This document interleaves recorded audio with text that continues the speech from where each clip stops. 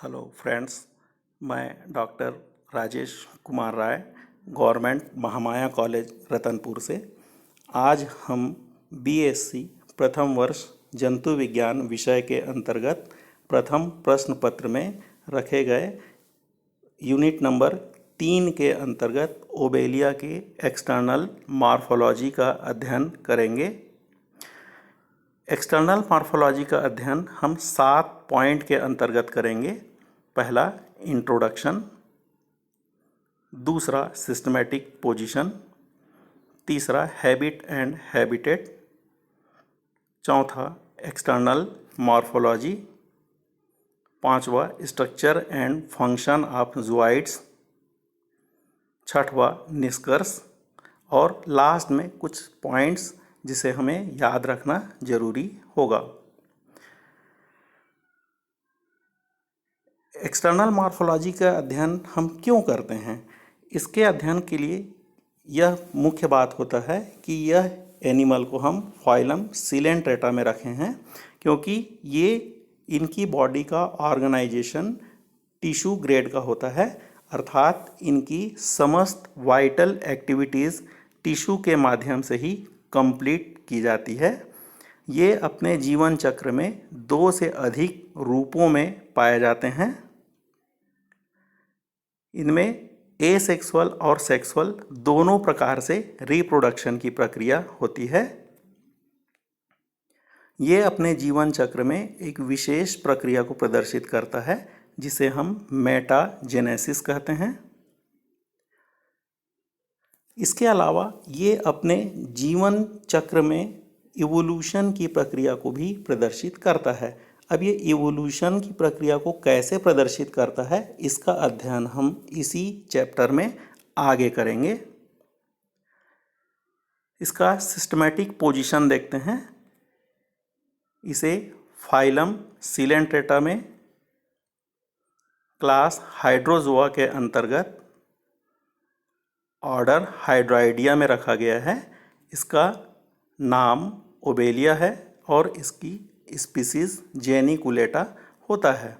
ये एनिमल समुद्र के निचले सतह पर एक फर के समान लेयर के रूप में पाया जाता है, इसलिए इस एनिमल को सामान्य तौर पे सी फर भी कहते हैं। इसका हैबिट एंड हैबिटेट देखते हैं। ये सर्वव्यापी होते हैं, अर्थात विश्व के सभी स्थानों पर पाए जाते हैं। ये पूर्णतः समुद्री होते हैं, अर्थात ये समुद्री पानी में बस पाए जाते हैं। फ्रेश वाटर में ये जीवित नहीं रहते। ये 10 मीटर की गहराई तक समुद्री पानी में पूर्णतः डूबी हुई अवस्था में पाए जाते हैं।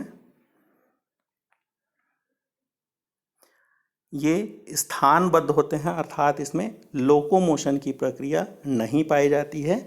ये हमेशा समूहों में पाए जाते हैं।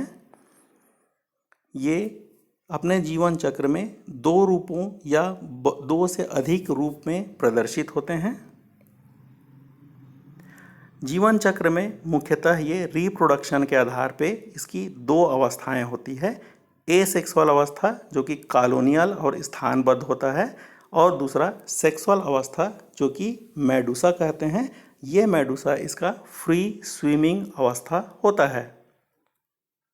सबसे पहले हम इसका एसेक्सुअल अवस्था का अध्ययन करते हैं। तो एसेक्सुअल अवस्था का जो बॉडी की संरचना होती है, वो बॉडी की संरचना का शेप छोटे से पौधे के समान ब्रांच्ड संरचना का होता है। इसकी साइज 1 इंच लगभग इसकी ऊंचाई होती है और इसकी मोटाई पतले धागे के समान होती है। इसके बॉडी का कलर वाइट या लाइट या शाइनी ब्राउन कलर का होता है। अपने जीवन चक्र में ये 2 अवस्थाओं में प्रदर्शित होता है, एसेक्सुअल अवस्था और सेक्सुअल अवस्था। सबसे पहले हम एसेक्सुअल अवस्था का अध्ययन करते हैं। तो एसेक्सुअल अवस्था स्ट्रक्चर के आधार पे 3 भागों से मिलकर बना होता है। पहला हाइड्रोराइजा, दूसरा हाइड्रोकॉलस और तीसरा ज़ूआइड। पूरी बॉडी के निचले सतह पर कुछ हॉरिजॉन्टल ब्रांच्ड ट्यूबुलर संरचनाएं निकली होती हैं। इन ट्यूबुलर संरचनाओं को हाइड्रोराइजा, स्टोलन या राइजोमा कहते हैं। हाइड्रोराइजा से कुछ वर्टिकल शाखाएं निकली होती हैं। इन वर्टिकल शाखाओं को हाइड्रोकॉलस कहते हैं। हाइड्रोकॉलस के दोनों सरफेस पर अल्टरनेट मैनर में ब्रांचेस निकली होती हैं। इन ब्रांचेस को लेटरल ब्रांचेस कहते हैं। लेटरल ब्रांचेस सबसे पहले प्राइमरी ब्रांचेस में बढ़ती हैं। प्राइमरी ब्रांचेस पुनः शाखाओं में बढ़ती हैं जिसे हम सेकेंडरी ब्रांच कहते हैं। सेकेंडरी ब्रांच पुनः शाखाओं में बढ़ती हैं जिसे हम टर्शरी ब्रांचेस कहते हैं। इनकी बॉडी में कुछ फनल के समान या कुछ ट्यूबुलर संरचनाएं पाई जाती हैं। इन ट्यूबुलर संरचनाओं को ज़ूआइड्स कहते हैं। ओबेलिया में मुख्यतः दो प्रकार के ज़ूआइड पाए जाते हैं, हाइड्रेंथ और ब्लास्टोस्टाइल। लेटरल ब्रांचेस के टिप में कुछ फनल के समान ज़ूआइड पाए जाते हैं। इन फनल के समान ज़ूआइड को हाइड्रेंथ कहते हैं। हाइड्रोकॉलस के मेन एक्सिस पर ट्यूबुलर ज़ूआइड पाए जाते हैं। इन ट्यूबुलर शेप के ज़ूआइड को ब्लास्टोस्टाइल कहते हैं। जब तक ओबेलिया की कॉलोनी में केवल दो प्रकार के ज़ूआइड होंगे, इस स्टेज के ओबेलिया की कॉलोनी को हम डाईमॉर्फिक कॉलोनी कहते हैं। अब इसकी बॉडी का यदि अपन हिस्टोलॉजी का अध्ययन करते हैं तो हिस्टोलॉजी के आधार पे इसमें दो लेयर्स पाए जाते हैं। एक इसका बाहरी लेयर जिसे हम पेरीसार्क कहते हैं। पेरीसार्क के अंदर इसका एक दूसरा जीवित स्तर होता है। इस लिविंग लेयर को हम सीनोसार्क कहते हैं। पेरीसार्क और सीनोसार्क के बीच के खाली स्थान में एक गाढ़ा नॉन सेलुलर सब्सटेंस भरा होता है। इस गाढ़े नॉन सेलुलर सब्सटेंस को मीजोग्लिया कहते हैं। बॉडी के बीचों बीच एक खोखली ट्यूब पाई जाती है। उस खोखले ट्यूब को गैस्ट्रोवैस्कुलर कैविटी कहते हैं। यदि इसका हिस्टोलॉजी देखते हैं तो हिस्टोलॉजी के आधार पे इसकी बॉडी के सबसे बाहर का जो लेयर होता है उस बाहर के लेयर को हम पेरीसार्क कहते हैं। पेरीसार्क हिस्टोलॉजिकली हार्नी क्यूटिकल के समान नॉन लिविंग सब्सटेंस का बना होता है। ये पेरीसार्क इसको बाहरी तौर पर सुरक्षा देता है और इसके अलावा ये एक्सोस्केलेटन के समान काम करता है और बॉडी को इरेक्ट या खड़ा रखने में सहायता देता है। पेरीसार्क के अंदर इसकी एक जीवित लेयर पाई जाती है। उस जीवित लेयर को हम सीनोसार्क कहते हैं। सीनोसार्क की लेयर पुनः हिस्टोलॉजिकली दो सब लेयर में डिवाइडेड होती है, एपिडर्मिस और डर्मिस। एपिडर्मिस तुलनात्मक रूप से पतला स्तर होता है। इस पतले स्तर में एपिथेलियो मसल सेल्स पाई जाती हैं। ये एपिथेलियो मसल सेल्स कॉन्ट्रैक्टाइल होती हैं और बॉडी को कॉन्स्ट्रिक्शन और रिलैक्सेशन में हेल्प करती हैं। एपिथेलियो मसल सेल्स के ऊपरी सिरे पर इसमें विशेष प्रकार की कोशिकाएं होती हैं जिसे हम निमेटोब्लास्ट सेल्स कहते हैं। एपिथेलियो सेल्स के बीच बीच में कुछ सेंसरी सेल्स पाई जाती हैं और सेंसरी सेल्स के नीचे की तरफ की नर्व कोशिकाएं आपस में मिल जाती हैं और इन नर्व सेल्स की ब्रांचेस आपस में मिलकर एक नेटवर्क का निर्माण करती है। इस नेटवर्क को नर्व नेट कहते हैं।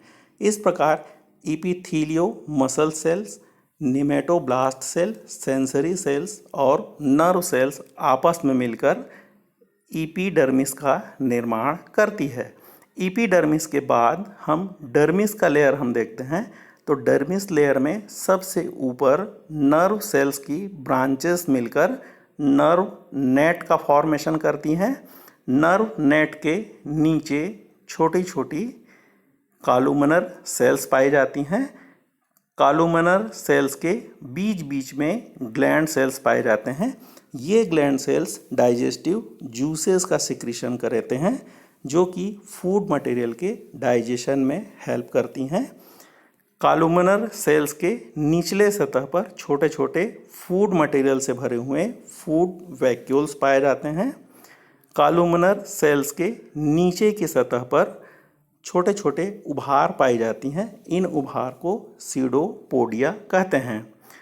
कॉलुमनर सेल्स में ही जगह जगह पर कुछ सीमित स्थानों पर छोटे छोटे फ्लैजिला इसमें पाए जाते हैं। इस प्रकार ये nerve net, columnar cells, gland cells, food vacuole, pseudopodia और फ्लैजिला आपस में मिलकर डर्मिस की लेयर का फॉर्मेशन करते हैं। इसमें एपिडर्मिस और डर्मिस के बीच में एक खाली स्पेस होता है। इस खाली स्पेस में एक गाढ़ा विस्कस नॉन सेलुलर सब्सटेंस भरा होता है। इस नॉन सेलुलर सब्सटेंस को मीजोग्लिया कहते हैं। डर्मिस की कोशिकाओं में विशेष प्रकार की निमेटोसिस्ट कोशिकाएं पाई जाती हैं। ये निमेटोसिस्ट कोशिकाएं ओवेलिया में पेनिट्रेट प्रकार की होती है। पेनिट्रेट प्रकार के निमेटोसिस्ट कोशिका का यदि हम स्ट्रक्चर देखते हैं तो ये ओवल शेप की होती है। ये ओवल शेप की निमेटोसिस्ट कोशिका बाहर से एक कवरिंग से घिरा होता है जिसे हम कैप्सूल कहते हैं। कैप्सूल के अंदर एक क्वाइल्ड स्ट्रक्चर प्रेजेंट होता है। यदि इस क्वाइल्ड स्ट्रक्चर का डिटेल स्टडी हम करते हैं तो इस क्वाइल्ड स्ट्रक्चर के लास्ट अंतिम सिरे पर एक नुकीला थ्रेड लाइक स्ट्रक्चर होता है जिसे थ्रेड ट्यूब कहते हैं। थ्रेड ट्यूब के नीचे छोटे छोटे नुकीले स्पाइन्स पाए जाते हैं और स्पाइन के नीचे कुछ ब्लंट आउटग्रोथ पाए जाते हैं जिसे हम बार्ब कहते हैं। बार्ब के नीचे एक ओवल आउटग्रोथ होता है जिसे लीड कहते हैं। इस क्वाइल्ड स्ट्रक्चर का मिडिल पार्ट जो कि थोड़ा सा चौड़ा होता है जिसे हम बट कहते हैं। क्वाइल्ड स्ट्रक्चर बाहर से एक मेम्ब्रेन से घिरा होता है जिसे हम कैप्सूल कहते हैं और कैप्सूल के अंदर एक पॉइजनस सब्सटेंस भरा होता है। इस पॉइजनस सब्सटेंस को हिप्नोटॉक्सिन कहते हैं। ये निमेटोसिस्ट सेल्स सीलेंट ट्रेट के विशेष लक्षणात्मक गुण होते हैं क्योंकि ये केवल सीलेंट ट्रेट एनिमल में बस पाए जाते हैं। इसके अलावा ये सीलेंट ट्रेट के ऑफेंस एंड डिफेंस स्ट्रक्चर के रूप में उपयोग किए जाते हैं। इसके अलावा ये निमेटोसिस्ट में उपस्थित हिप्नोटॉक्सिन के कारण ये फीडिंग में भी हेल्प करते हैं। इसमें मुख्यतः दो प्रकार के ज़ोइड्स पाए जाते हैं, पहला हाइड्रेंथ और दूसरा ब्लास्टोस्टाइल। हाइड्रेंथ का यदि हम स्ट्रक्चर देखते हैं तो हाइड्रेंथ लेटरल ब्रांचेस के अंतिम सिरे पर कुछ फनल लाइक स्ट्रक्चर के रूप में उपस्थित होते हैं। इस हाइड्रेंथ के सबसे आगे की ओर एक छोटा सा एपर्चर होता है जिसे हम माउथ कहते हैं। माउथ नीचे की ओर एक छोटे से चैम्बर में जुड़ा होता है जिसे अपन हाइपोस्टोम कहते हैं। हाइपोस्टोम को चारों ओर से एक लेयर के रूप में लंबे लंबे टेंटकिल्स पाई जाती हैं। इन टेंटकिल की संख्या 20 से 30 तक होती है। इन टेंटकिल में जगह जगह पर निमेटोसिस्ट कोशिकाएं पाई जाती हैं। हाइपोस्टोम नीचे की तरफ एक चौड़े चैम्बर से जुड़ा होता है। इस चौड़े चैम्बर को सिलेंट्रॉन कैविटी कहते हैं। हाइड्रेंथ का वह आउटर पेरिसार्क लेयर को हम हाइड्रोथीका कहते हैं। हाइड्रोथीका के नीचे सिनोसार्क की लेयर होती है और सिनोसार्क जो हाइड्रेंथ के निचले सतह पर पेरिसार्क की लेयर छोटे छोटे रिंग के समान उभार बनाती है। इस रिंग के समान स्ट्रक्चर उभार को पेरिसार्कल एनुलाई कहते हैं। हाइड्रेंथ का यदि अपन आंतरिक संरचना हिस्टोलॉजी देखते हैं तो हिस्टोलॉजी के आधार पे इसमें एक छोटा सा एपर्चर होता है माउथ। माउथ के नीचे एक ट्यूबुलर संरचना हाइपोस्टोम होती है। हाइपोस्टोम को चारों ओर से घेरे हुए टेंटकिल्स होते हैं। ये टेंटकिल के अंदर की जो डर्मिस की कोशिकाएं हैं, ये डर्मिस की सेल्स मॉडिफाइड हो जाती हैं और मॉडिफाइड होकर वैक्यूलेटेड सेल्स में बदल जाती हैं और एक लेयर का निर्माण करती है। इस लेयर को हम गैस्ट्रोडर्मल कोर कहते हैं। गैस्ट्रोडर्मल कोर बाहर से एक इपीडर्मिस से घिरा होता है। इपीडर्मिस के अंदर गैस्ट्रोडर्मिस की कोशिकाएं होती हैं और गैस्ट्रोडर्मिस कोशिकाओं में जगह जगह पर फ्लैजिला के समूह पाए जाते हैं। हाइड्रेंथ के बाहरी पेरिसार्किक कवरिंग को हाइड्रोथीका कहते हैं। हाइड्रेंथ के बेसल पार्ट पर एक सेल्फ के समान उभार निकला होता है जिसे हॉरिजॉन्टल सेल्फ कहते हैं। ये हॉरिजॉन्टल सेल्फ हाइड्रेंथ के पूरी बॉडी को गैस्ट्रोवेस्कुलर कैविटी में धंसने से रोकता है। हाइड्रेंथ के बाहर की लेयर को हम पेरिसार्क कहते हैं। ये पेरिसार्क रिंग के समान पेरिसार्कल एनुलाई का निर्माण करता है। हाइड्रेंथ इसके न्यूट्रिटिव जॉइड्स होते हैं। ये न्यूट्रिशन में हेल्प करते हैं। ओबेलिया कॉर्निवोरस एनिमल होता है।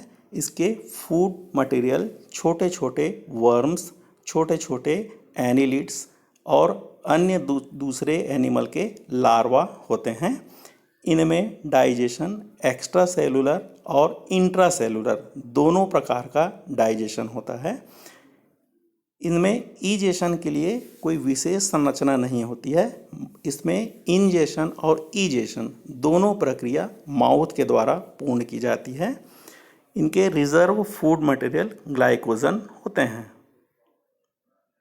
यदि डाइजेशन की प्रक्रिया हम देखते हैं तो डाइजेशन की प्रक्रिया में सबसे पहले एनिमल को कैप्चर किया जाता है। यदि फूड मटेरियल लिविंग होता है तो इस लिविंग फूड मटेरियल को टेंटकिल में उपस्थित निमेटोसिस्ट कोशिकाओं के हिप्नोटॉक्सिन्स नामक सब्सटेंस के द्वारा इसे डेड कर दिया जाता है। ये डेड फूड मटेरियल टेंटकिल की सहायता से माउथ में छोड़ दिया जाता है। माउथ से ये फूड मटेरियल हाइपोस्टोम में आती है। हाइपोस्टोम से ये फूड मटेरियल गैस्ट्रोवेस्कुलर कैविटी में आ जाती है। गैस्ट्रोवेस्कुलर कैविटी में डाइजेशन में हेल्प करने के लिए मुख्यतः दो प्रकार की कोशिकाएं होती हैं। एक ग्लैंडुलर सेल जो कि डाइजेस्टिव जूस का सिक्रीशन करती है। इन सिक्रीटेड डाइजेस्टिव जूस की सहायता से सबसे पहले फूड मटेरियल का गैस्ट्रोवेस्कुलर कैविटी में एक्स्ट्रा सेलुलर डाइजेशन होता है। एक्स्ट्रा सेलुलर डाइजेशन होने के बाद in semi digested food material को गैस्ट्रोडर्मल कोशिकाओं के द्वारा इनगल्फ कर लिया जाता है और उसका इंट्रा सेलुलर डाइजेशन किया जाता है। इसके बाद डाइजेस्टेड फूड मटेरियल को गैस्ट्रोवेस्कुलर कैविटी में डिस्चार्ज कर दिया जाता है और गैस्ट्रोवेस्कुलर कैविटी में उपस्थित फ्लैजिला के माध्यम से ये डाइजेस्टेड फूड मटेरियल को बॉडी के डिफरेंट भागों में पहुंचा दिया जाता है। दूसरे प्रकार की ज़ोआइड को हम ब्लास्टोस्टाइल कहते हैं। ब्लास्टोस्टाइल इसके हाइड्रोकॉलस के मेन एक्सिस पर स्थित होते हैं। इस ब्लास्टोस्टाइल का निचला सरफेस जितला आधारी पोर्शन को स्टॉक कहते हैं। स्टॉक के बाहर की स्तर पेरिसार्क की लेयर होती है। पेरिसार्क की लेयर रिंग लाइक पेरिसार्कल एनुलाई का निर्माण करती है। पेरिसार्क के अंदर सिनोसार्क की लेयर होती है और सिनोसार्क के बीचों बीच एक खोखला गैस्ट्रोवेस्कुलर कैविटी पाई जाती है। सिनोसार्क की कोशिकाएं ब्रीडिंग सीजन में रिप्रोडक्टिव स्ट्रक्चर का निर्माण करती है जिसे हम मेडुसा कहते हैं। ब्लास्टोस्टाइल का वह आउटर लेयर जो कि पेरिसार्क का बना होता है, उस पेरिसार्क के बने हुए लेयर को गोनोथीका कहते हैं। और इस ब्लास्टोस्टाइल के सबसे ऊपर एक छोटा सा एपर्चर होता है, उस एपर्चर को गोनोपोर कहते हैं। ब्लास्टोस्टाइल ओबेलिया के रिप्रोडक्टिव ज़ोइड्स होते हैं। ये ब्रीडिंग सीज़न में जब इनका ब्रीडिंग सीज़न होता है, जो कि अर्ली समर या स्प्रिंग सीज़न होता है, उस सीज़न में ये एसेक्सुअल बडिंग की प्रक्रिया करते हैं और बडिंग करके सेक्सुअल स्ट्रक्चर का निर्माण करते हैं। उस सेक्सुअल स्ट्रक्चर को एक नया ज़ोइड कहते हैं या उसे हम मेडुसा कहते हैं। अब बने हुए तीसरे प्रकार का ज़ोइड जिसे हम मेडुसा कह रहे हैं, उसका अध्ययन हम करते हैं। तो ओबेलिया का मेडुसा में दो सरफेस होते हैं। एक इसका ऊपरी सरफेस जो कि कॉन्वेक्स होता है, इसे एक्स अम्ब्रेलर सरफेस कहते हैं। इसका निचला सतह कॉनकेव होता है, जिसे सब अम्ब्रेलर सरफेस कहते हैं। सब अम्ब्रेलर सरफेस में एक चौकोन एपर्चर माउथ होता है। माउथ आगे एक हैंडल के समान संरचना से जुड़ा होता है। इस हैंडल के समान स्ट्रक्चर को हाइपोस्टोम कहते हैं। हाइपोस्टोम के बाहर मार्जिनल सरफेस पर इसमें लंबे लंबे कॉन्ट्रैक्टाइल स्ट्रक्चर्स जुड़े होते हैं। इन कॉन्ट्रैक्टाइल स्ट्रक्चर को टेंटकिल्स कहते हैं। मेडुसा का यदि अपन सब अम्ब्रेलर सरफेस पर यदि स्ट्रक्चर देखते हैं, तो इस सब अम्ब्रेलर सरफेस पर बीचों बीच एक चौकोन एपर्चर माउथ होता है। माउथ आगे ट्यूबुलर स्ट्रक्चर मैनोब्रियम से जुड़ा होता है। मैनोब्रियम आगे एक चौकोन चैम्बर से जुड़ा होता है, जिसे हम स्टमक कहते हैं। स्टमक के हर एक कॉर्नर से एक एक लंबी ट्यूब निकलती है, जिसे हम रेडियल कैनाल कहते हैं। रेडियल कैनाल मार्जिनल सरफेस पर जाकर एक रिंग शेप के कैनाल से जुड़ी होती है। इस कैनाल को रिंग कैनाल कहते हैं। ब्रीडिंग सीजन में रेडियल कैनाल की कोशिकाएं डिवाइड होती हैं और डिवाइड होकर प्लेट लाइक स्ट्रक्चर का निर्माण करती है, जिसे हम गोनड कहते हैं। मेडुसा के किनारे की तरफ मार्जिनल सरफेस पर अनेक पतले पतले ट्यूबुलर स्ट्रक्चर, पतले पतले कॉन्ट्रैक्टाइल स्ट्रक्चर्स निकले होते हैं। इन कॉन्ट्रैक्टाइल स्ट्रक्चर को टेंटकिल्स कहते हैं। इन टेंटकिल का उनकी स्थिति के आधार पे विशिष्ट नाम होता है। हर एक रेडियल कैनाल के ठीक सामने सामने एक एक टेंटकिल होती हैं। इन टेंटकिल को पर रेडियल टेंटकिल कहते हैं। दो पर रेडियल टेंटकिल के बीच बीच में उपस्थित टेंटकिल को इंटर रेडियल टेंटकिल कहते हैं। इनकी संख्या 4 होती है। पर रेडियल टेंटकिल और इंटर रेडियल टेंटकिल के बीच बीच में एक एक टेंटकिल और होती हैं। इन टेंटकिल को एड रेडियल टेंटकिल कहते हैं। यंग स्टेज में इस प्रकार इसमें टोटल 16 टेंटकिल पाए जाते हैं और ब्रीडिंग सीजन में जैसे ही इसमें गोनड का विकास होगा, इसमें 16 और सब रेडियल टेंटकिल जुड़ जाती हैं। इस प्रकार एडल्ट अवस्था में इसमें कुल 32 टेंटकिल्स पाए जाते हैं। ये मेडुसा इसके सेक्सुअल ज़ोइड होते हैं। ये सेक्सुअल ज़ोइड होते हैं, लेकिन ये एसेक्सुअली बडिंग की प्रक्रिया के द्वारा कॉलोनी से विकसित होते हैं और कॉलोनी से विकसित होने के बाद ये सेक्सुअल रिप्रोडक्शन में हेल्प करते हैं। सेक्सुअल रिप्रोडक्शन की प्रक्रिया में ये ब्रीडिंग सीजन में 2 प्रकार के गैमीट का निर्माण करते हैं और बाद में यही गैमीट आगे चल के फर्टिलाइजेशन के द्वारा और एम्ब्रियोनिक डेवलपमेंट के द्वारा इसके जीवन चक्र को पूर्ण करता है। अंत में निष्कर्षतः हम यह देखते हैं कि ओबेलिया की जो बॉडी है, ये बॉडी टिश्यू ग्रेड की बॉडी ऑर्गेनाइजेशन का होता है। इनके टिश्यूओं में परमानेंट प्रकार का डिवीज़न ऑफ लेबर पाया जाता है, अर्थात एक विशेष प्रकार की टिश्यू एक विशेष प्रकार के कार्य करने के लिए ही परिवर्तित होती हैं। ये इवोल्यूशन की प्रक्रिया को भी प्रदर्शित करता है। चूँकि इनके बॉडी का ऑर्गेनाइजेशन टिश्यू ग्रेड का होता है, अर्थात ये इवोल्यूशन की प्रक्रिया में सेलुलर ग्रेड से टिश्यू ग्रेड और टिश्यू ग्रेड से ऑर्गन और सिस्टम ग्रेड के इवोल्यूशन की प्रक्रिया को प्रदर्शित करता है। इनकी प्रारंभिक अवस्था स्टेशनरी होती है, जबकि बाद की अवस्था मोबाइल या फ्री स्विमिंग होती है, जो कि जीव जगत में स्टेशनरी फेज से फ्री लिविंग फेज के इवोल्यूशन की प्रक्रिया को प्रदर्शित करता है।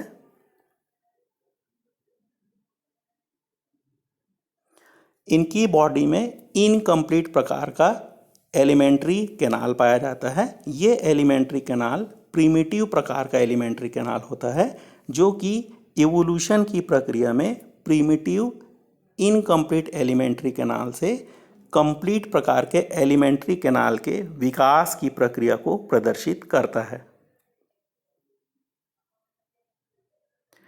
इनके बॉडी में नर्व सेल से मिलकर बना हुआ डिफ्यूज्ड प्रकार का नर्वस सिस्टम पाया जाता है, जो कि इवोल्यूशन की प्रक्रिया में सिंपल नर्वस सिस्टम से कॉम्प्लेक्स या एडवांस प्रकार के नर्वस सिस्टम के इवोल्यूशन की प्रक्रिया को प्रदर्शित करता है।